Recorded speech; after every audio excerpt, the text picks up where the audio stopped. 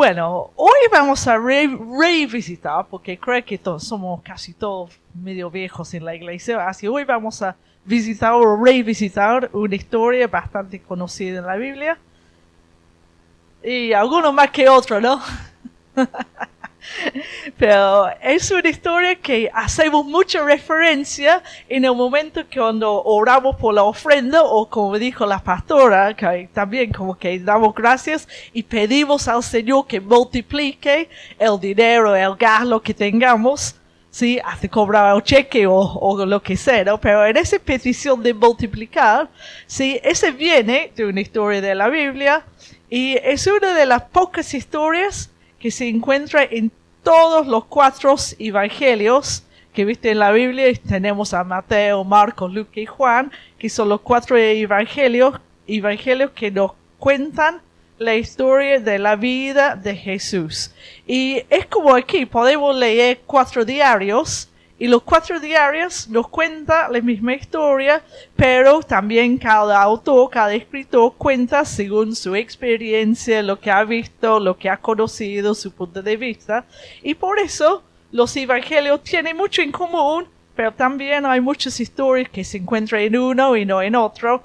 Y lo que vamos a leer hoy es una de las pocas historias que está escrito 4 veces en la Biblia, y es la historia en que Jesús alimenta a 5,000 personas, y hoy lo vamos a leer en la versión del San Juan, que si tenemos Biblia está en capítulo 6, y si no tenemos Biblia lo voy a ir poniendo arriba igual, así vamos a todos poder leer. Así voy a estar en San Juan capítulo 6 y vamos a leer muy bien, los versículos de 1 a 15. Ya perdí, está ahí. Dale.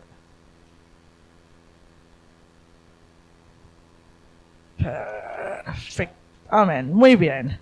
Bueno, el capítulo 6 de San Juan es largo. No vamos a leer todo, vamos a leer la primera parte. Pero es bueno leerlo todo también, así yo les animo que en la semana, cuando tienen tiempo.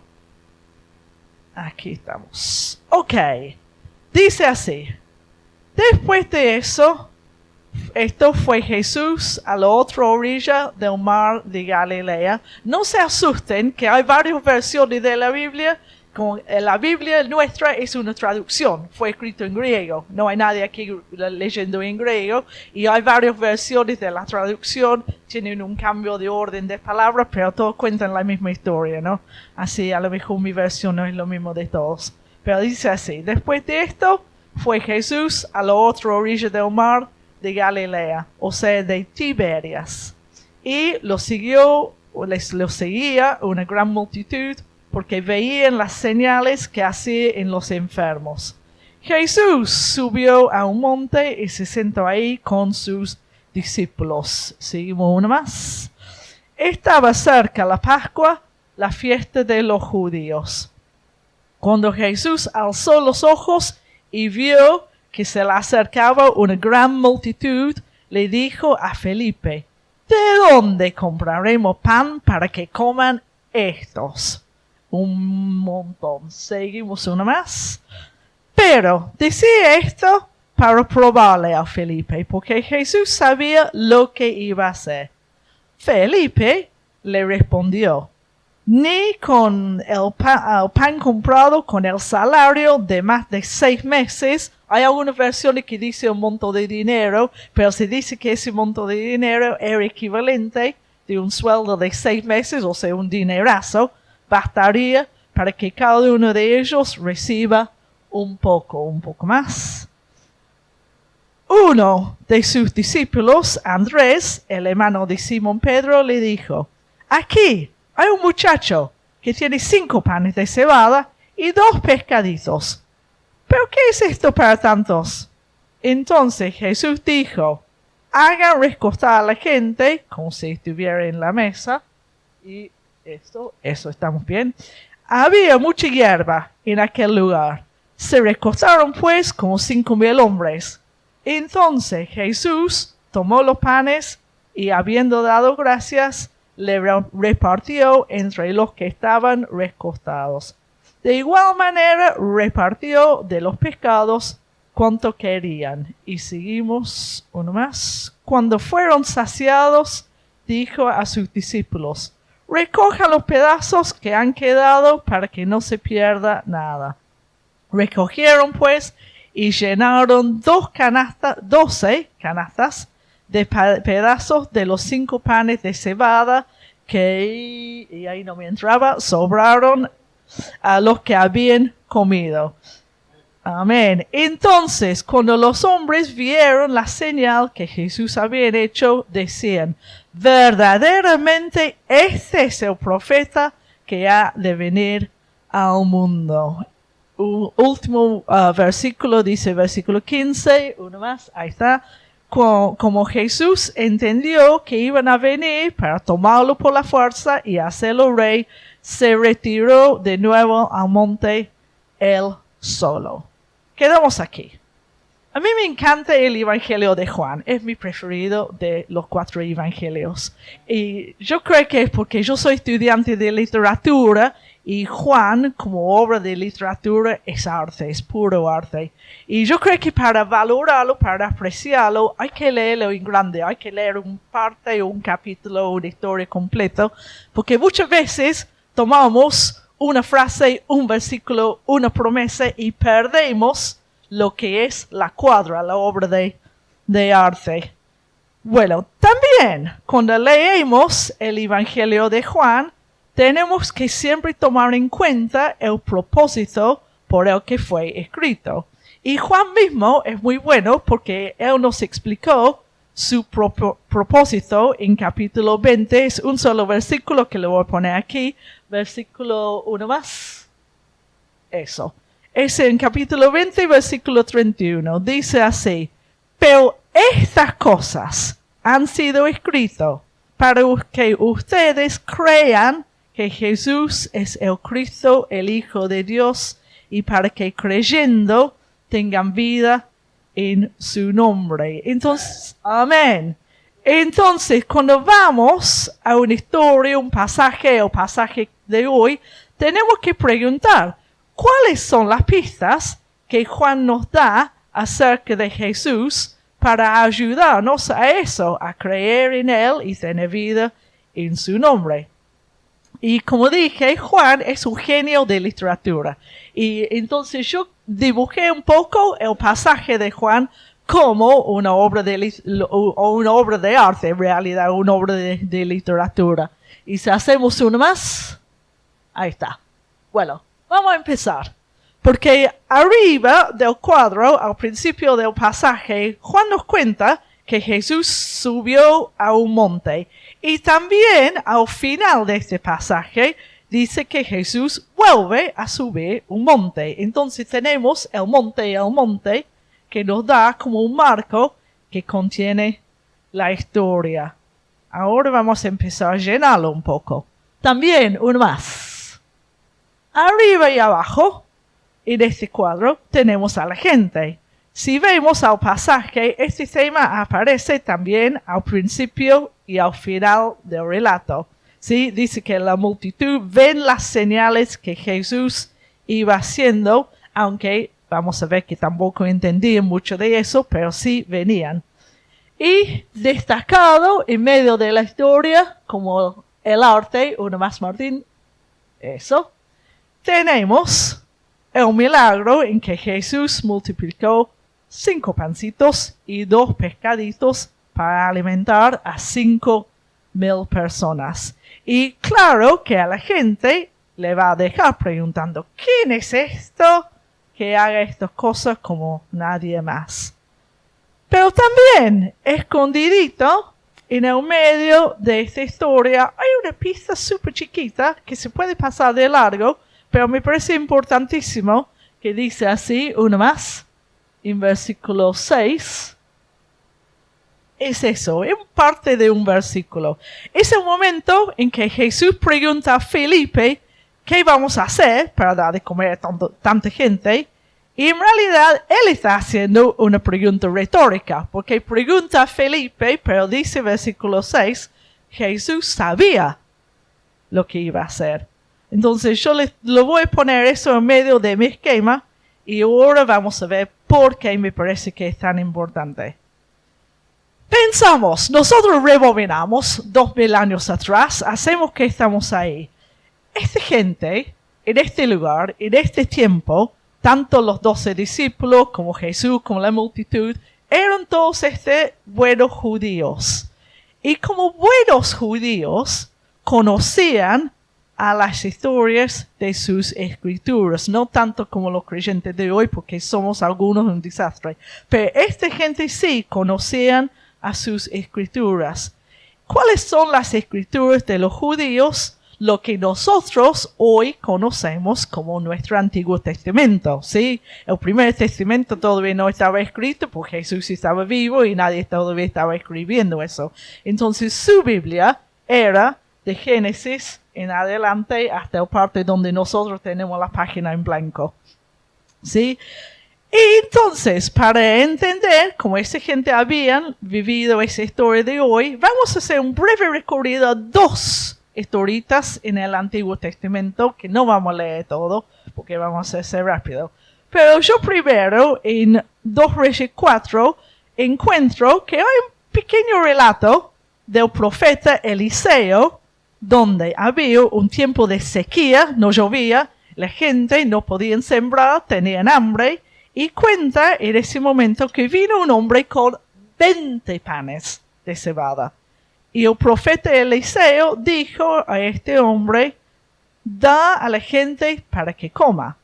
Y respondió, ¿cómo voy a poner eso delante de 100 hombres? O sea, Eliseo, estás loco. Pero Eliseo volvió a decir, y si hacemos uno más, yo le pongo, ahí está. Sí, Eliseo volvió a decir, da a la gente para que coma, porque así ha dicho el Señor, comerán y sobrará. Entonces, dice que él lo puso, amén, delante de ellos. Comieron y sobró, conforme a las palabras del Señor. Vemos lo que pasa. Por un lado, es casi la misma historia repetida. Pero, en la historia de Eliseo, se multiplica 20 panes entre 100 personas, pero Jesús tiene solamente 5 panes para alimentar a ¿cuántos? 5,000 personas. O sea, eso muestra algo acerca de quién es Jesús. Es alguien casi en el estilo de los profetas como Eliseo, pero infinitas veces más grande, más poderoso, más. ¿Sí? Otro relato parecido que se puede encontrar en los libros de Éxodo y Números también. Tenemos uno más. Eso no puse palabras, voy a explicar. Aquí estamos, en los libros de Éxodo y Números, donde está Moisés. Moisés es el gran liberador de su pueblo, ¿sí? Sacó a los israelitas desde la esclavitud, la acompañó a su pueblo en el desierto durante 40 años y alimentó a su pueblo a través de maná, como un pan que venía del cielo de Dios, en donde que cada uno de los integrantes podía comer todo lo que quería hasta satisfarse. Y hay un versículo súper interesante en el libro de Números, donde Moisés se tira un moño, se chifla y se exaspera con la gente y empieza a reclamar a Dios. Y él dice, ¿de dónde he de sacar yo para dar de comer a todo ese pueblo que llora ante mí? O sea, está desesperado, está enojado y que esta gente me tiene harto y podrido y yo no sé qué tendría que hacer para complacerles y parece que tú, Señor, tampoco me estás ayudando para mucho, ¿sí? Así tenemos aquí Moisés y ahora Jesús, de nuevo, dando de comer a su pueblo y Jesús como el gran libertador, líder de toda esa gente que le siguen como Moisés. Pero Moisés llega a un momento de su limitación. ¿Cómo voy a dar de comer a todo eso, Señor? ¿Estás loco? Pero Jesús dice, sí. Jesús, versículo 6, sabía qué iba a hacer. Porque en el caso de Moisés, tanto como en el caso de Eliseo, el profeta antes, No eran ellos mismos que producían el milagro. Jesús sí. Jesús produce el milagro. Él es el Cristo. Él es el Mesías. Él es el mismo autor y creador de los milagros. Amén. Amén. Y por eso yo diría, si hacemos uno más, volvemos al pasaje nuestro. Martín. Ok. ¿Está bien? Bueno, Jesús, yo diré que este versículo 6 es como el corazón de este pasaje, porque este es la pista que realmente nos apunta a quién es Jesús, único y diferente a cualquier otro profeta que haya venido antes o después. Entonces, Jesús es el corazón de la historia. Y entonces vamos abriendo un poquito hacia ahora, hacia arriba y abajo. ¿Qué de la multitud? Encontramos a la gente. Dice que una gran multitud seguía a Jesús. ¿Por qué? Porque venían las señales que hacía él en los enfermos.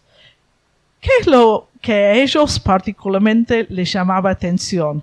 No nos dice, pero sí podríamos adivinar, porque nosotros también somos seres humanos, porque tal vez seguían por curiosidad, tal vez que otros que esperaban que ellos también fueran sanados, otro que le gustaba el espectáculo, no tenían televisor en aquel tiempo, entonces algo interesante que sucedía ya iba a atrapar atención.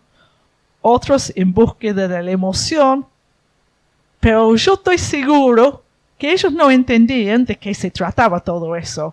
Entonces me imagino que muchos preguntaban, ¿quién es este? ¿Y qué está haciendo? ¿Por qué hace estas cosas? Y al final de la historia, encontramos casi repetida la misma línea en versículo 14, que dice que los hombres vieron la señal que Jesús había hecho. Pero ahora se ve que tomaron un paso más adelante para entender quién es Jesús. Porque ahora decían, verdaderamente este es el profeta que ha de venir al mundo. ¡Qué bueno! Ahora sí entendemos algo.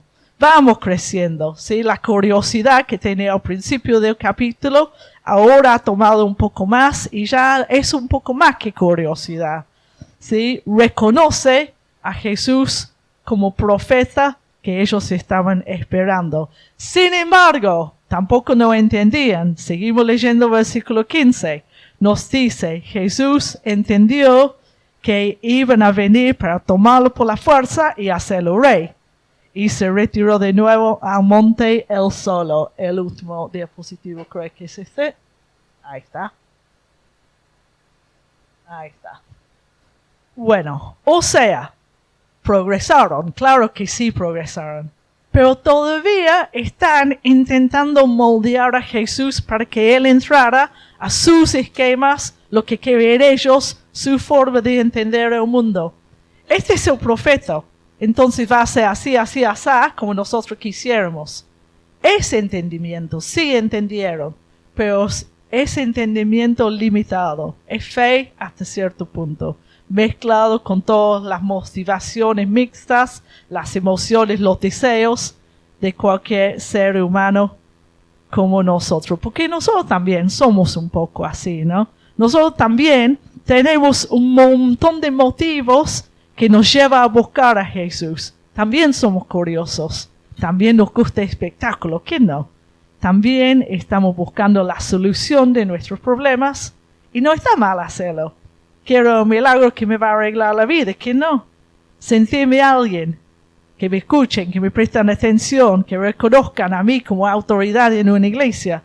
Todos tenemos un entendimiento limitado de quién es Jesús. Y todos tenemos motivos mixtos para seguirlo. Y yo creo que eso nos tiene que llevar a dos cosas. Uno es humildad.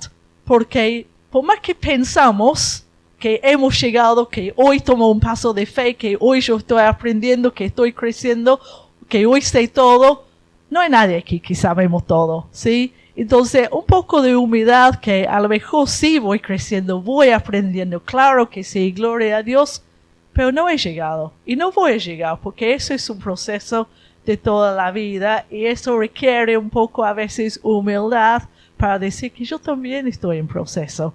También requiere un poco de paciencia y generosidad hacia los demás que también están en su proceso, que también están creciendo, que todavía no han llegado todavía y tener paciencia los unos a los otros, acompañarnos entre todos, porque todos estamos en el camino de descubrir quién es Jesús y cómo vamos a vivir con Él.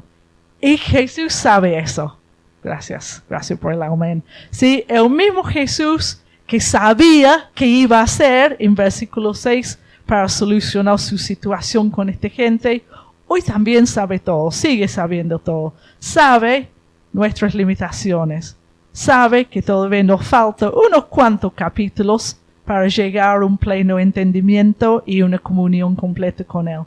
Y saben que también Jesús da de comer a todos. Los 5,000 sentados ahí en el monte, Jesús no juzgaba a esta gente por lo que no sabía, ni por lo que no entendía. La gente ahí no tenía que pasar ninguna prueba de fe, nadie les tomó una lección para ver si ellos tenían suficiente conocimiento para recibir el milagro.